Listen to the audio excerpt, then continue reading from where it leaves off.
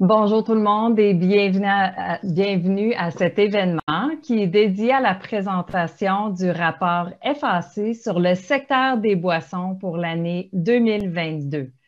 Je m'appelle Darlene McBain et je travaille sur l'équipe des relations avec l'industrie à FAC et c'est un plaisir pour moi d'animer la rencontre de cet avant-midi. Merci à vous tous d'être présents avec nous. En tant que fabricant de boissons ou personnes qui travaillent dans ce secteur, vous jouez un rôle important dans l'industrie canadienne des aliments et des boissons. Et nous espérons que vous apprécierez le contenu que nous allons partager avec vous aujourd'hui. Je vous parle de mon bureau à Montréal et je me situe sur les terres traditionnelles non cédées des nations Mohawk et Algonquin. Ce territoire a longtemps servi de lieu de rencontre et d'échange entre les nations. Et c'est dans le respect des liens avec le passé, le présent et l'avenir que nous honorons ces peuples comme des contributeurs essentiels à notre société et nous respectons la diversité et la force de tous les peuples autochtones de partout au pays. Donc maintenant, avant de poursuivre, je souhaite m'assurer que vous êtes tous bien installés pour profiter pleinement de l'événement. Tout d'abord, sachez que cette session sera enregistrée et un lien sera envoyé à toutes les personnes inscrites. Donc, si vous devez vous absenter ou si vous voulez partager le lien, cela sera disponible dans quelques jours. Si vous rencontrez des problèmes techniques, n'hésitez pas à appuyer sur le bouton d'aide pour obtenir du soutien. Et du côté droit de votre écran, il y a une fenêtre de clavardage que vous pouvez y taper un petit bonjour pour nous dire à partir d'où vous vous joignez à nous aujourd'hui. Et après la présentation de Jean-Philippe Gervais, il va y avoir une période de questions et de réponses. Alors, vous pouvez aussi vous inscrire vos questions dans cette section de clavardage tout au long de la présentation. Maintenant, laissez-moi vous présenter notre conférencier, Monsieur Jean-Philippe Gervais, qui est vice-président et économiste en chef à FAC. Les conseils à Jean-Philippe aident à orienter la stratégie et à surveiller le risque à l'échelle de FAC. Aujourd'hui, Jean-Philippe nous présentera les conclusions du rapport FAC sur les boissons qui vient d'être dévoilé cette semaine. Ce rapport fournit un aperçu des opportunités et des risques qui se présentent au secteur de la fabrication des boissons au Canada. Et je suis convaincue que l'analyse que Jean-Philippe va nous fournir aujourd'hui va certainement vous aider, les fabricants et ceux qui travaillent étroitement dans ce secteur, de mieux orienter vos décisions futures. Alors maintenant, j'inviterai Jean-Philippe de se joindre à nous. Alors, bienvenue Jean-Philippe, bonjour. Bonjour Darlene, merci beaucoup pour l'introduction. Bonjour à tous, merci de vous joindre à nous en direct. Et si vous regardez un enregistrement de l'événement, donc merci aussi de vous joindre à nous en différé. Je vais profiter aujourd'hui de l'opportunité pour faire une revue des faits saillants du rapport FAC sur l'industrie des boissons pour 2022. C'est un rapport qui contient beaucoup d'informations, donc c'est vraiment un survol aujourd'hui. On est dans un secteur qui est très divers et donc on va à l'instant amener la présentation à l'écran. Mais je disais donc que c'est un secteur qui est très divers. Il y a plusieurs secteurs à l'intérieur de l'industrie des boissons. Je vais faire un survol rapide des conditions un peu plus globales, macroéconomiques, si on veut, qui se rattachent au secteur des boissons. Et puis après, faire un survol un petit peu plus en détail de 4 sous-secteurs, donc distillerie, brasserie, établissements vinicoles et autres boissons non alcoolisées. Et même si je fais le survol de ces 4 sous-secteurs-là, il y a quand même beaucoup d'informations. Donc, je vous invite à aller consulter le rapport. Je crois que ceux qui se sont enregistrés pour l'événement, vous recevrez un lien qui vous permettra d'accéder directement au rapport sur le site Web. Et vous pouvez aussi directement aller sur le site web fac.ca et vous trouverez le rapport et ainsi une foule d'informations aussi qui se rattachent au secteur de la transformation des boissons. Donc, je le disais, c'est un secteur très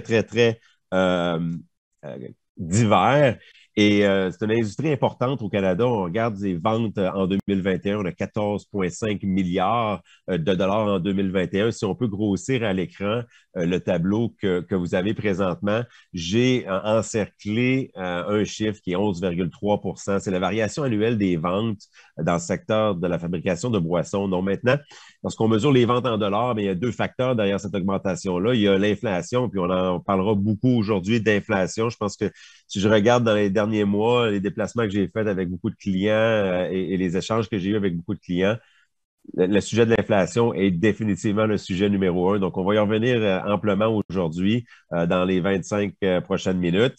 La deuxième source de croissance des ventes lorsqu'on mesure ça en dollars, ben, c'est la croissance des volumes. Alors, si on essaie de décomposer le 11,3 % d'augmentation en 2021, bien, on voit qu'il y a quand même une augmentation des volumes autour de 6 %.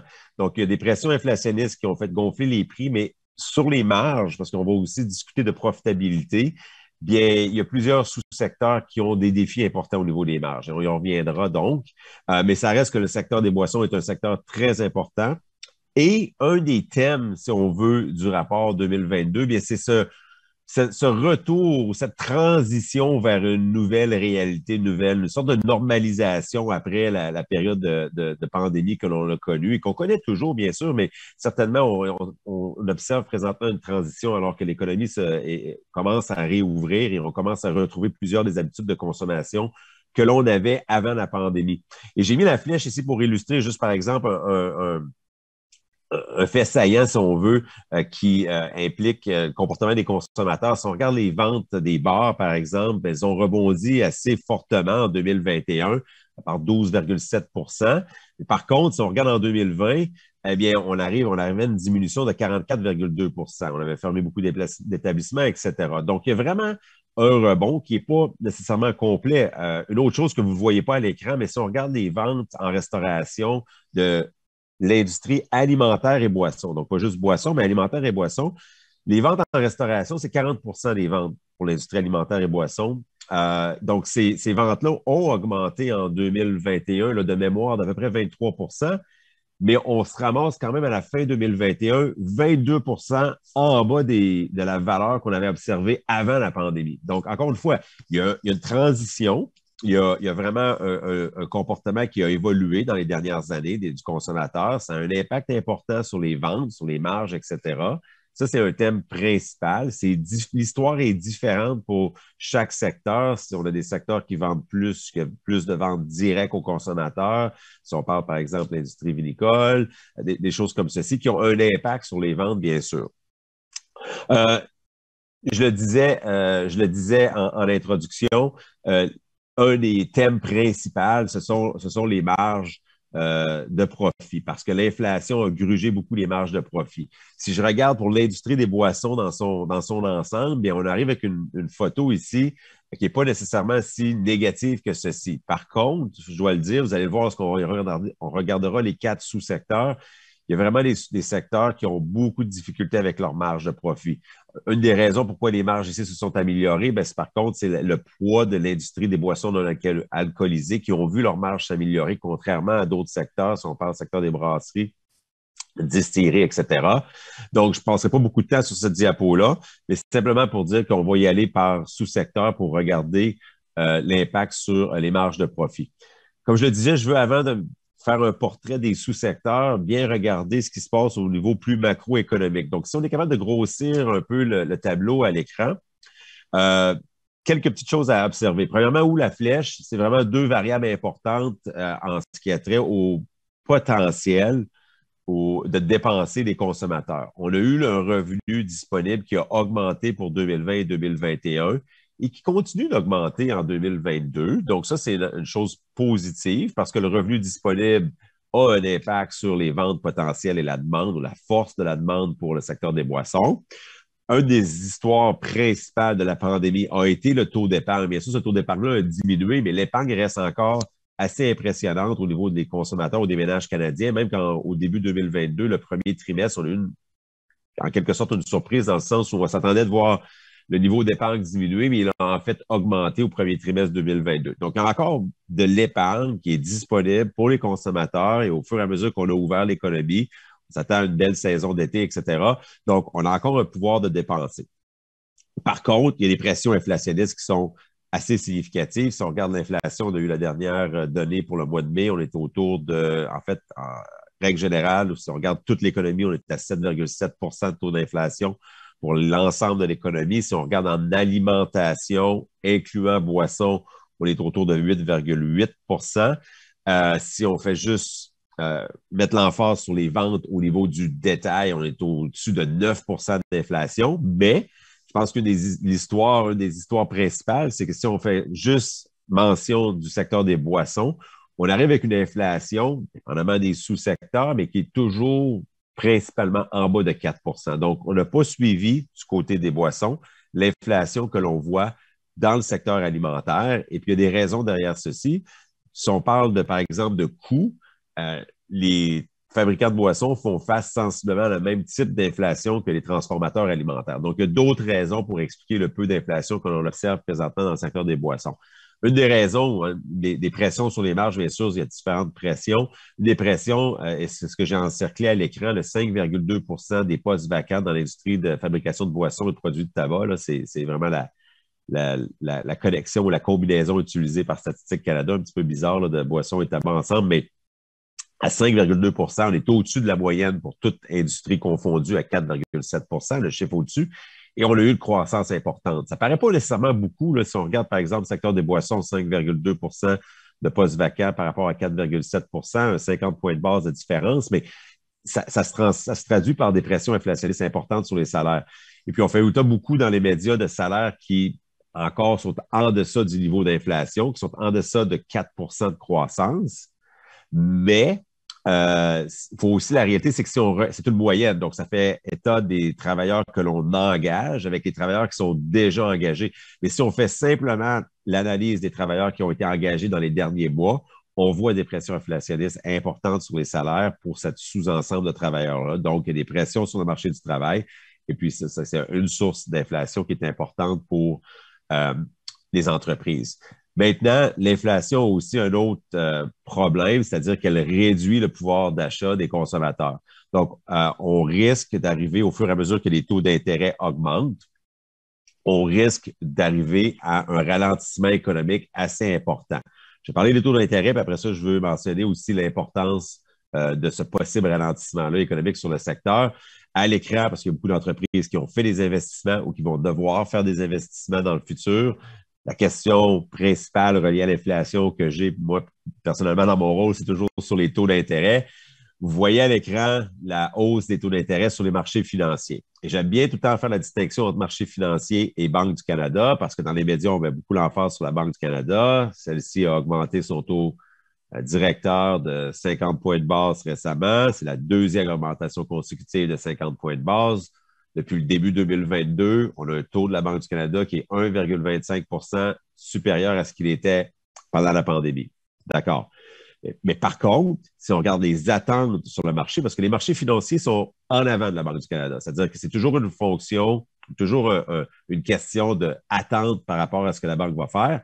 Et si on regarde ces taux d'intérêt-là que vous voyez à l'écran, bien, si on a une entreprise présentement qui désire aller chercher un taux d'intérêt fixe, par exemple, pour un emprunt sur un terme de 5 ans, bien, on est pratiquement là, à 2,5 2,75 plus haut que l'était il y a un an. Donc, il y a vraiment une augmentation des taux d'intérêt qui s'est déjà matérialisée. Si on regarde les attentes sur le marché, présentement, on s'attend à ce que la Banque du Canada augmente son taux d'intérêt encore au moins 50 points de base en juillet. Il y a beaucoup de personnes qui parlent de 75 points de base en juillet parce que les États-Unis l'ont fait. Personnellement, je ne suis pas encore nécessairement convaincu que ça va arriver. Donc, on travaille présentement avec une hypothèse de 50 points de base. En juillet, une autre au mois d'août et potentiellement une autre au mois d'octobre. Donc, on arrive pour la fin de 2022 ou la deuxième moitié de 2022, on arrive à une augmentation du taux d'intérêt de la Banque du Canada de 175 points de base. C'est ce qui est présentement capturé, déjà établi par les marchés financiers. Et donc, maintenant, la question est de savoir pour le futur, est-ce qu'on s'attend encore à de futures hausses? Et ce que les marchés financiers nous disent, c'est non, pas nécessairement. Pourquoi? mais on voit que la probabilité d'avoir un ralentissement économique, je ne parle pas nécessairement de récession, le fameux mot qui commence par R, il y en a qui n'osent pas le dire, mais certainement un ralentissement économique. On voit déjà le marché immobilier qui a ralenti en avril, on va voir les statistiques bientôt pour le mois de mai. Il y a un certain ralentissement déjà qui s'opère. Je pense que ce ralentissement-là va s'accélérer d'ici la fin de 2022. Mais c'est étant dit, dans le secteur des boissons, on a quand même historiquement un secteur qui est un peu immunisé, dis-je bien, par rapport au ralentissement économique, aux récessions. Mais par contre, à l'intérieur du secteur des boissons, je pense qu'il ne faut pas se leurrer. Je pense que les consommateurs vont avoir à faire des choix en termes de prix, en termes de choix de consommation. Et les entreprises qui vont avoir un produit qui est un peu plus compétitif en termes de prix, je pense que la variable prix va avoir un bon impact, même si historiquement, on est dans un secteur qui est quand même, qui se tire relativement bien d'affaires lorsqu'on a un ralentissement économique ou une récession. C'est un secteur qui quand même se tire bien d'affaires, mais les choses pourraient être différentes maintenant, étant donné les pressions inflationnistes là, qui courent et qui ont un impact définitivement sur le portefeuille des consommateurs. Donc, allons-y par sous-secteur. Oh, avant de le faire, je veux voir juste vous montrer un peu, j'ai parlé des marges tantôt qui s'appliquaient à l'ensemble du secteur des boissons. Voici ici les ventes pour l'ensemble du secteur des boissons. Et puis, je pense que l'idée ici de présenter ça, encore une fois, il y a des différences marquées à l'intérieur du secteur lui-même. Et je pense que l'idée ici de présenter ceci, c'est de dire, ça résume bien l'histoire, je pense, générale que l'on trouve pour la plupart des secteurs. C'est-à-dire qu'on a eu une bonne augmentation des ventes, 11,3 en 2021, et on s'attend à un certain ralentissement pour 2022, mais on arrive quand même à des chiffres qui sont supérieurs à 2019 et 2020, ce qui est positif, et aussi considérant que derrière ceci, il y a des volumes quand même assez importants parce que d'un côté, l'inflation ne vient pas gonfler les ventes. C'est sûr que le problème de ceci, d'avoir peu d'inflation présentement dans le secteur, bien, ça peut créer certains problèmes ou ça crée certains problèmes pour les marges de profit. Bon, on reviendra avec les prévisions. Donc, attendez-vous pour les 4 sous-secteurs à avoir des prévisions de vente pour 2022 et aussi une estimation des marges jusqu'à présent pour 2021 avec des perspectives par rapport aux marges de profit pour le reste de l'année 2022. Donc, si je regarde dans la prochaine diapo, ce que je veux faire maintenant, c'est le tour des 4 secteurs. Donc, je vais commencer par le secteur des brasseries. Et si vous regardez la prévision de vente, et je le disais tantôt, hein, c'est ce que vous avez vu pour l'ensemble du secteur des boissons, ça s'applique bien pour l'ensemble du secteur des brasseries. On voit que les ventes sont en légère diminution. On s'attend à avoir un été qui va malheureusement pas répéter peut-être le succès de 2021. On a eu un grand succès. L'ouverture de la restauration, d'hospitalité, etc., retour du tourisme, dis-je bien, tout ça a un impact positif. Par contre, en termes de volume, historiquement, les volumes ont été un peu plus élevés lorsqu'on a un peu plus de consommation à la maison versus dans les entreprises de détail. Donc, historiquement, on a toujours consommé un peu plus quand on le consomme à la maison. Si on force les gens à consommer à la maison, on a vu une augmentation des volumes en 2021. On pense ne pas nécessairement être capable de répliquer en 2022. Donc, là est la petite diminution qu'on voit dans les prévisions de vente. Mais somme toute, on arrive avec des ventes qui sont positives, qui permettent d'aller chercher un certain volume intéressant. Il y a certains segments qui sont en croissance. Je veux dire, si on regarde les seltzers, par exemple, les boissons non alcoolisées, ou les bières, c'est-à-dire non alcoolisées. Si on regarde, par exemple, aussi les bières à forte teneur en alcool, les bières à faible teneur en calories. Donc, il y a des segments à l'intérieur même du segment de la bière, des brasseries qui sont en croissance. Cette croissance-là pourrait ralentir, par contre, dans cette année et dans les prochains mois. Mais somme toute, il y a encore des secteurs qui offrent une certaine croissance. Je pense que l'histoire principale, par contre, c'est au niveau des marges de profit. Vous le voyez à l'écran, on a des marges qui ont été en diminution pendant plusieurs années et on arrive en 2021 avec des marges qui sont très sous pression présentement. Donc, il y a des entreprises qui ont des difficultés au niveau des marges de profit.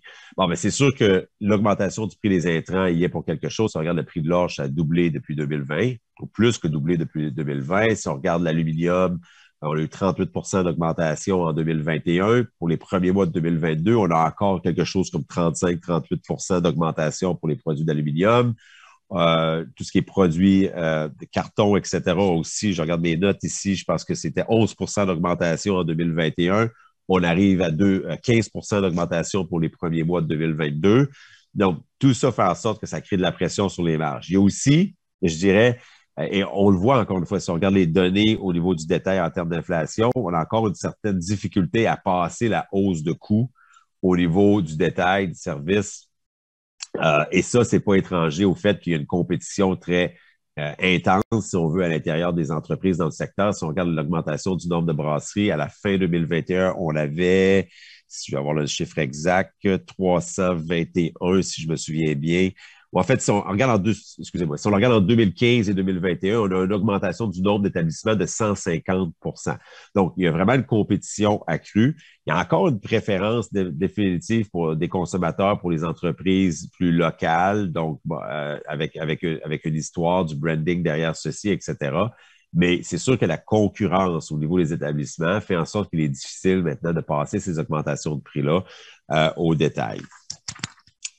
Dans le secteur des établissements vinicoles, bien, si on regarde les prévisions de croissance des ventes, et on voit que c'est un peu la même histoire similaire à ce qu'ils étaient pour les brasseries. On voit une diminution des ventes qui est prévue pour 2022. Encore une fois, on a eu un bon début d'année 2022, mais par contre, on s'attend à une certaine diminution en fonction du ralentissement économique. Une des variables aussi qui a de l'importance pour l'industrie vinicole, c'est le taux de change. Parce que si on regarde le dollar canadien par rapport à l'euro, celui-ci, le dollar canadien, s'est apprécié par rapport à l'euro, ce qui a fait que la concurrence européenne, le prix du vin européen a, en termes relatifs, diminué par rapport aux produits canadiens. Donc, ça crée une certaine concurrence, une certaine attraction pour le consommateur en fonction du prix qui reste plus concurrentiel juste en raison du phénomène de taux de change.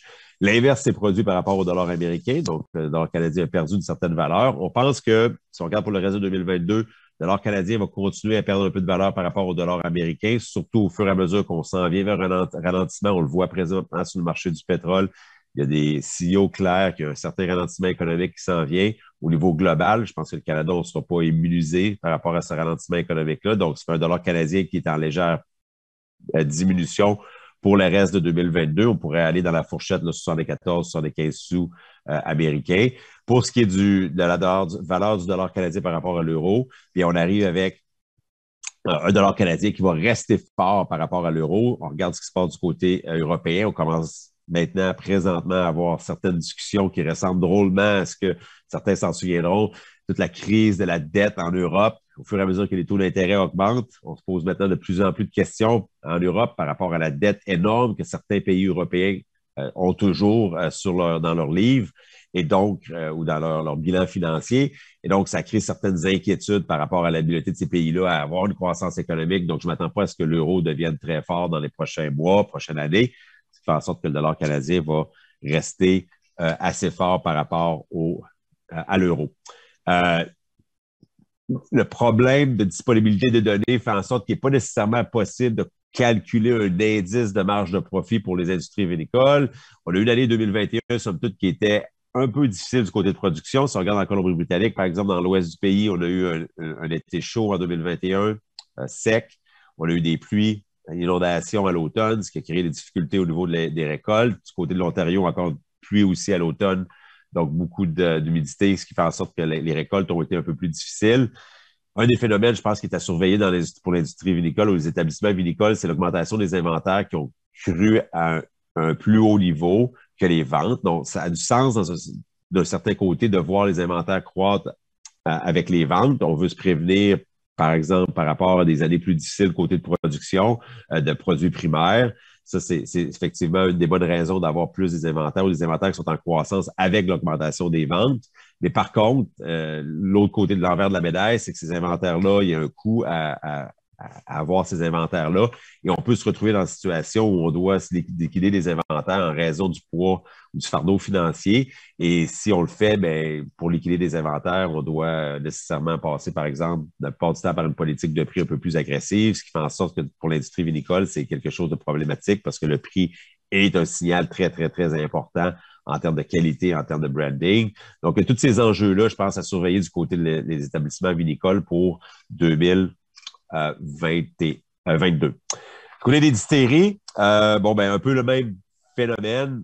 Par contre, un peu moins de croissance si on regarde dans l'ensemble. Et je pense que de ce côté-là, le phénomène qui explique le plus les prévisions de croissance un peu négatives que l'on voit présentement, difficulté, pas d'inflation du côté du prix auquel les distilleries peuvent vendre, et aussi une compétition féroce. Encore une fois, si on regarde vraiment à l'intérieur du segment, il y a des spiritueux, que ce soit rhum, vodka, gin, beaucoup d'entreprises locales, donc de plus petites entreprises, petites et moyennes entreprises qui ont une croissance intéressante au niveau des ventes. Et donc, il y a certains segments de croissance. Le consommateur est de plus en plus réceptif aux spiritueux produits plus localement. Donc, il y a des belles histoires de croissance à ce niveau-là, dans ce secteur-là.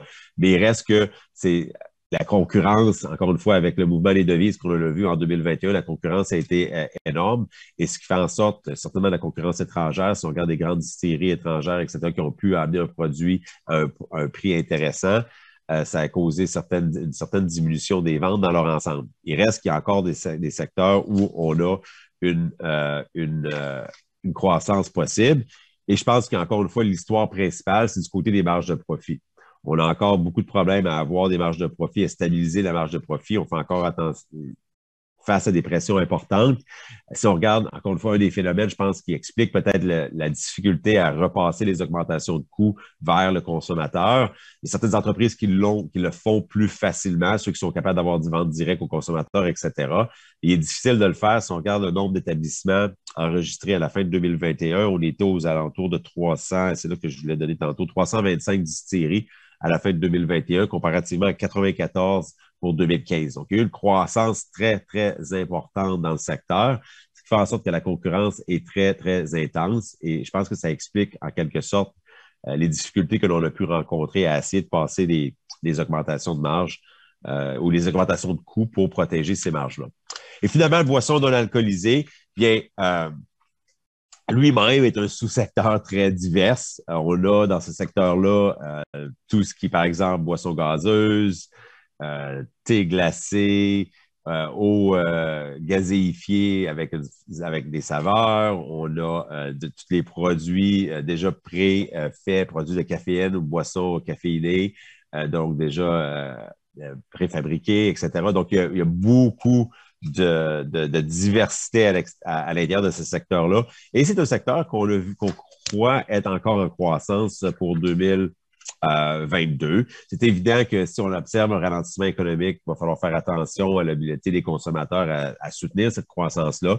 Mais je pense qu'il y a encore une certaine croissance pour plusieurs secteurs, mais il reste que les coûts sont à surveiller, même si on arrive dans une situation où les marges de profit semblent être à tout le moins protégées, étant donné la force de la demande, ça donne une certaine habileté, je pense, à essayer d'aller chercher une valeur additionnelle auprès des consommateurs. Donc, ça fait le tour pour moi du rapport 2022. Comme je le disais, il y a une tonne de données, de statistiques, etc., avec certaines autres prévisions qui sont disponibles dans le rapport lui-même. Je vais retourner la parole à Darlene pour voir si on a quelques questions qui sont entrées, puis ça me ferait plaisir d'y répondre à ce moment-là. Bien, merci. Merci Jean-Philippe. Effectivement, c'est un secteur qui est très divers avec beaucoup de données à regarder puis à considérer, mais je pense que ça fait un beau tour en général là, des conclusions de notre rapport de boissons pour 2022. Et puis, si je regarde les questions, ben, j'en ai un moi-même qui a une question que j'aimerais peut-être te poser concernant, si on revient au tout début de ta présentation, lorsque tu as parlé des taux d'intérêt, c'est une question qui comme tu dis, est très posée. C'est une question qu'on te pose souvent. Qu'est-ce que tu suggères aux entreprises là, à l'heure actuelle, dans le contexte actuel, l'environnement opérationnel qu'on vit là, à l'instant avec cette potentielle hausse de taux d'intérêt qui s'en vient, qui veulent investir justement dans des équipements ou faire de la croissance, avoir de la croissance dans leur entreprise? Qu'est-ce qu'ils devraient faire? Est-ce qu'ils devraient chercher à fixer un taux d'intérêt s'ils investissent à l'heure actuelle? Il y a deux choses à considérer ou deux options à considérer. La première option, c'est de savoir, bon, mais maintenant, comme je le disais, on a complètement sur les marchés financiers anticipé les prochaines hausses de taux. Il n'y a pas de surprise, il n'y aura pas vraiment de surprise, je pense, pour les entreprises euh, et les marchés financiers. Donc, on a complètement anticipé. Donc, on arrive avec des taux d'intérêt, même si on veut aller chercher un taux d'intérêt de 5 ans de long terme, beaucoup plus élevé qu'il ne l'était il y a quelques années. Donc, il y a même un an. Donc, ça, c'est la première chose à considérer. Donc, maintenant, à partir de là, quelles sont les options pour l'année 2023, disons? Euh, première option, c'est que les taux d'intérêt continuent à croître parce qu'on n'a pas encore, malgré les hausses attendues, on n'a pas encore contrôlé l'inflation. On est vraiment encore dans un phénomène d'inflation qui est en croissance. Et donc, ça va prendre encore un certain temps et peut-être d'autres hausses de taux additionnelles à celles qui sont déjà anticipées. Donc, si on croit être dans une situation comme celle-ci, bien, je dirais, il n'est pas une mauvaise chose d'aller commencer de considérer la perspective de plus long terme et de protection du risque financier dans l'entreprise. L'autre option, c'est de dire, bien, on a un ralentissement économique qui va s'en venir. Pour moi, c'est assez clair présentement. La question maintenant, c'est de savoir la taille de ce ralentissement-là. Et c'est ce qu'on veut, dans le fond, parce que les banques centrales veulent ralentir l'économie pour pouvoir ralentir l'inflation. Donc, en haussant les taux, on ralentit la demande, on ralentit l'économie, etc. Et donc, à ce niveau-là, on pourrait croire que les hausses, après les hausses déjà anticipées, il n'y en aura pas d'additionnel. Et donc, s'il n'y en a pas d'additionnel, bien, on s'attend à ce que les taux restent au même niveau, peut-être même à un horizon de, je ne sais pas, 12, 18 mois, d'avoir peut-être une autre diminution à un certain moment. Donc, si c'est l'option qui est privilégiée, il n'y a peut-être pas nécessairement l'urgence de s'engager dans du plus long terme. Par contre, ça reste toujours une question de risque financier. À quoi ou à quel niveau de risque financier l'entreprise est à l'aise à s'exposer? Habituellement, d'avoir un mix, si on veut, de portefeuille de prêts à l'intérieur de son entreprise, un peu de court terme, un peu de moyen terme, un peu de long terme, reste une bonne façon là, de répartir le risque et de se prévenir. Première chose, c'est de s'asseoir avec nos partenaires financiers puis de dire, bon, ben voici maintenant, scénario A, plus hausse de taux d'intérêt, quel est le risque auquel je fais face?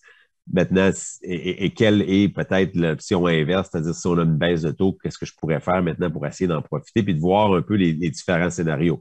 Parce qu'on peut peut-être pas aimer le risque que l'on voit si effectivement il y a encore des hausses de taux pour essayer de freiner l'inflation qui ne semble pas vouloir ralentir. Et puis je suis le premier à admettre que les économistes, on a eu tort et qu'on n'a pas anticipé là, la persistance de l'inflation présentement. C'est sûr que la guerre en Ukraine n'a pas aidé. C'est sûr qu'on a sous-estimé les problèmes de chaîne d'approvisionnement. Il reste encore un travail énorme à faire pour pouvoir ralentir l'inflation. Mais j'ai personnellement aucun doute que les banques centrales sont engagées à ralentir cette inflation-là. Et les marchés semblent croire qu'après les hausses que l'on anticipe présentement, il n'y en aura pas d'autres. Mais ça reste encore un gros point d'interrogation. Et puis, en attendant, c'est à nous, chaque entrepreneur, chaque personne à décider qu'est-ce qui est mieux pour leur entreprise, comme tu dis, en ce qui concerne les taux d'intérêt. Tu as touché sur la guerre, justement, en Ukraine, puis l'impact de la guerre. Je suis curieuse de savoir, est-ce que, dans quelle mesure les pressions inflationnistes sont dues à la guerre en Ukraine, selon toi? Puis, qu'est-ce qu'on doit s'attendre en ce qui concerne le prix, les coûts les intrants puis les matières premières? Est-ce qu'ils vont demeurer longtemps élevés comme on voit là, à l'instant? Et il y a définitivement un impact. La guerre a définitivement un impact sur le prix. On a des prix plus élevés que si on n'avait pas eu l'invasion russe, sans aucun doute. Mais ceci étant dit, ce que j'aime toujours rappeler, c'est que les prix étaient déjà beaucoup élevés, étaient déjà sur une pente ascendante, étaient déjà en croissance avant le conflit. Et ça va prendre, pour ce qui est des matières premières, ça va prendre de bonnes récoltes en 2022 comme condition nécessaire. On se dirige, c'est encore tôt là, dans l'année, on est à la fin juin, on se dirige vers une année quand même qui semble être bonne. peut-être même légèrement au-dessus des moyennes. Mais il reste encore beaucoup de points d'interrogation. Il y a encore beaucoup de temps, juillet, août, pour savoir quelle sorte de récolte on va avoir, surtout dans l'hémisphère Amérique du Nord, etc. Donc, ça, c'est la première chose. Deuxième des choses, et ça pourrait venir contribuer à freiner un peu les pressions. Ça, c'est la première chose. Deuxième chose, maintenant, ce qu'on n'avait pas anticipé il y a quelques mois, mais maintenant, on le voit présentement, on commence à voir l'impact d'un ralentissement économique parce ici au Canada, peut-être qu'on ne le réalise pas, mais lorsqu'on a un ralentissement économique dans des pays en développement, si on prend la Chine ou peu importe, n'importe quel autre pays qui importe beaucoup de denrées primaires, lorsqu'il y a un ralentissement économique, mais il y a moins d'importation et donc ça fait diminuer la demande. Donc, on pourrait avoir un certain relâchement ou une certaine diminution des prix à ce niveau-là. Donc, on peut penser qu'on a atteint les sommets déjà, qu'on n'aura pas des prix qui vont retourner au sommet qu'on a vu là, dans les derniers mois. Mais ça prend une bonne récolte. Et donc, je pense que la chose la plus prudente à faire, c'est de prévoir un prix des denrées primaires qui va probablement rester à des niveaux similaires à ce qu'ils étaient l'an dernier, là, en termes de moyenne, là, pour encore au moins une année. Puis après ça, voir si on n'a pas à refaire nos hypothèses à ce niveau-là. Là. C'est bien, merci. Puis, les perspectives en ce qui concerne les salaires, c'est un élément important, c'est un facteur important là, pour justement les fabricants puis les manufacturiers de boissons et d'aliments au Canada. Jusqu'où, qu'est-ce que tu penses qu'ils vont grimper encore les salaires pour les travailleurs qui travaillent dans ce secteur?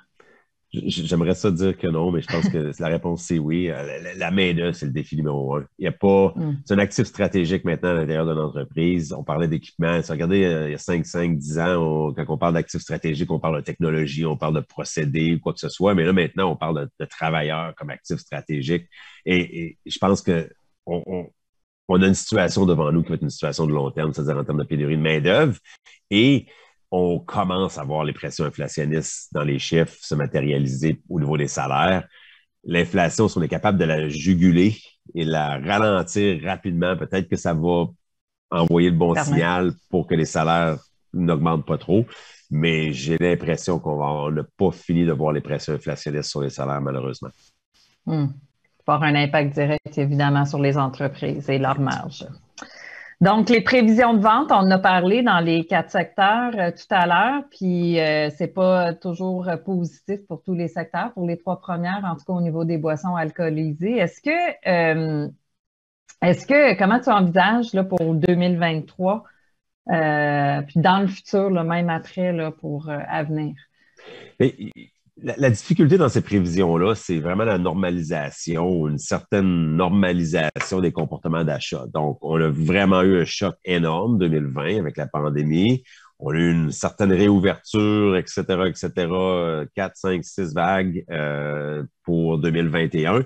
Et donc, ça perturbe les chiffres énormément parce que de savoir comment le consommateur, avec le rebond qu'on va avoir en tourisme, etc., ça perturbe les chiffres et les relations auxquelles on était habitué, sur lesquelles on s'appuyait pour pouvoir faire des prévisions. Donc, ça, c'est le premier bémol. Deuxième bémol, c'est qu'on a eu des chiffres intéressants.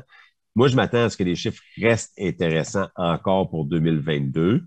On est un secteur qui est somme toute très résilient par rapport au ralentissement économique. Les consommateurs ne semblent pas diminuer nécessairement beaucoup leurs achats.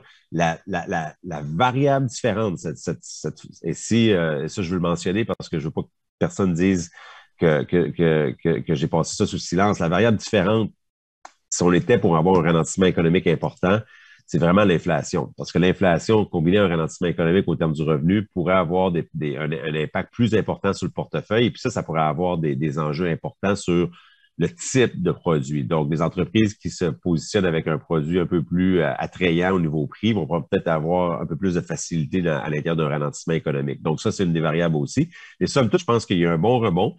Et les entreprises qui sont un peu plus connectées sur des ventes directes, qui sont capables d'avoir des consommateurs au sein de leur entreprise, etc. Donc, offrir, peut-être aller chercher une plus hausse marge au niveau du détail, etc. Donc, ça, c'est des entreprises qui vont probablement pouvoir se sentir un petit peu mieux là, dans un futur là, de 6, 12, 18 mois. C'est bien. Puis pour les entreprises qui ont peut-être un flux de trésorerie qui sont négatifs là, à l'heure actuelle, comment qu'on peut poursuivre là, puis naviguer dans cet environnement opérationnel-là? Oui, c'est vrai que c'est un phénomène qu'on voit pour certaines entreprises. Donc, c'est pas nécessairement quelque chose de toujours alarmant, mais c'est sûr que c'est quelque chose sur lequel on faut se pencher. Il y a plusieurs raisons pour un flux de trésorerie négatif. Il faut regarder, est-ce qu'on est capable d'aller chercher un peu plus de ventes? Est-ce qu'on est capable d'investir dans le développement des ventes? Est-ce qu'on est capable de revoir notre politique de prix? Est-ce qu'il y a des coûts, on appelle des overheads là, en bon français, des coûts additionnels que l'on peut venir diminuer d'une certaine façon? Il faut vraiment se pencher, faire le Hmm. diagnostic à l'entreprise pour voir quelles sont de façon réaliste les prévisions pour se sortir de cette situation-là. C'est pas nécessairement anormal d'avoir des un décalage entre revenus et dépenses dans un secteur comme le secteur des boissons, mais il faut à tout le moins avoir des hypothèses réalistes pour être capable d'aller chercher avec des flux de trésorerie positifs à un certain moment. Donc, est-ce qu'on a trop investi trop vite, de revoir le plan de développement, le plan de croissance?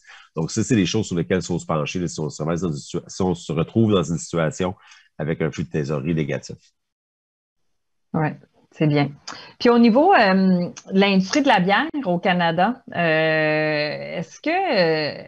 comment qu'on peut aider ces entreprises-là à continuer à se développer là, parce qu'on sent qu'il y a un petit peu de difficulté là, dans ce secteur-là en particulier? Le consommateur est au rendez-vous. C'est vrai qu'il y a eu une augmentation assez importante des établissements. Donc, ça, je pense que ça Mm. entraîne la concurrence et on se replie vers beaucoup de local, de marketing direct aux consommateurs, etc., qui sont des stratégies qui ont porté fruit.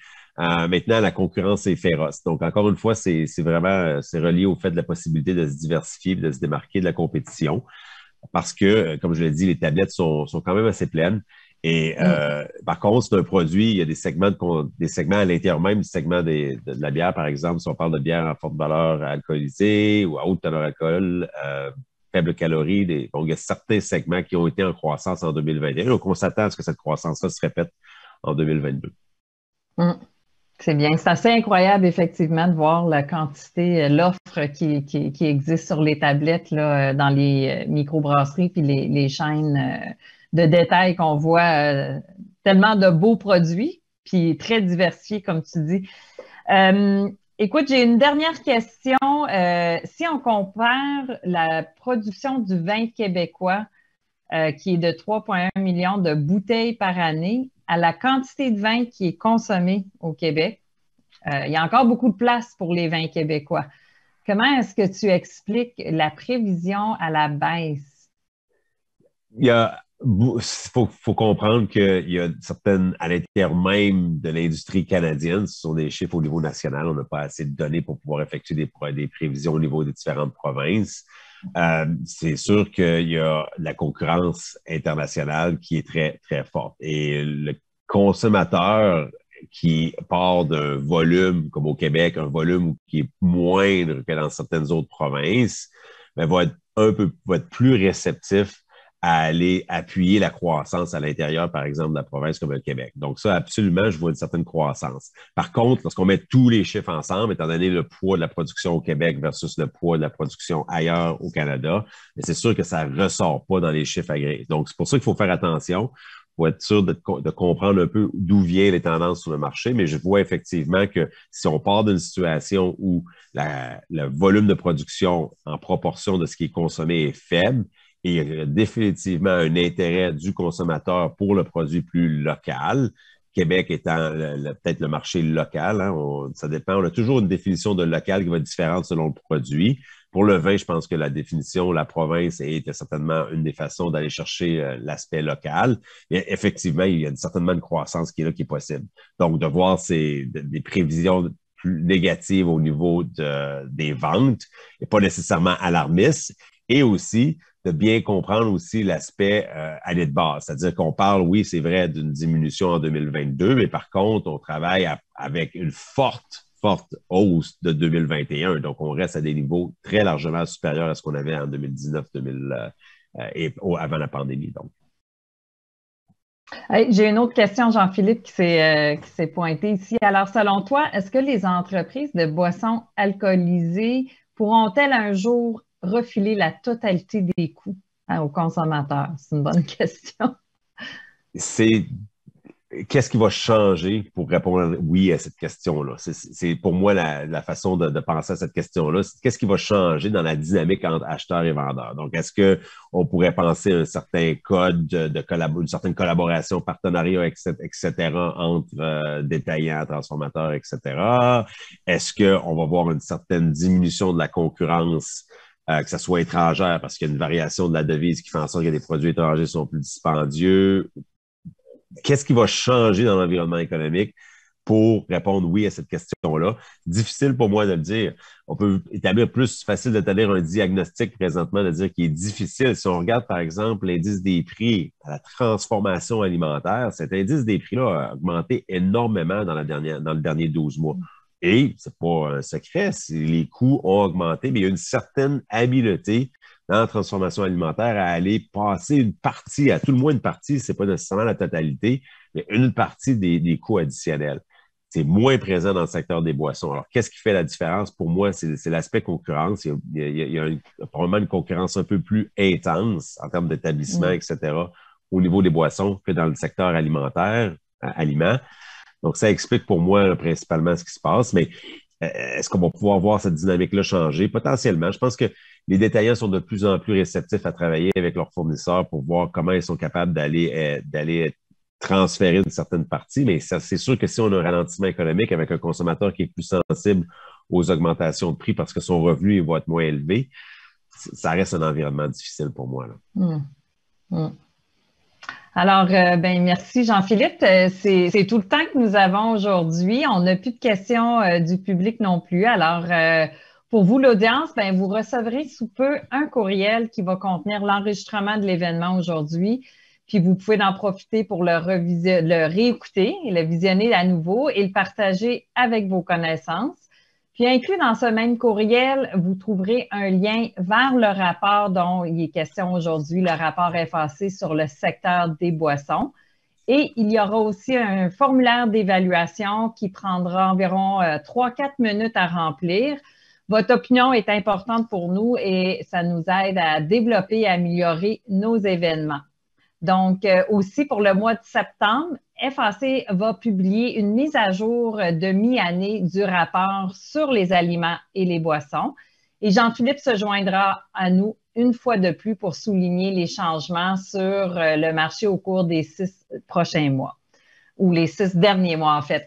Si vous souhaitez donc y assister, vous pouvez remplir dans le courriel que vous allez recevoir le formulaire d'inscription afin de recevoir un rappel et un lien pour accéder à cet événement quand la date sera annoncée. Donc, encore une fois, merci Jean-Philippe et merci à vous tous pour votre participation aujourd'hui de la part de tout le personnel chez FAC. Passez une excellente journée.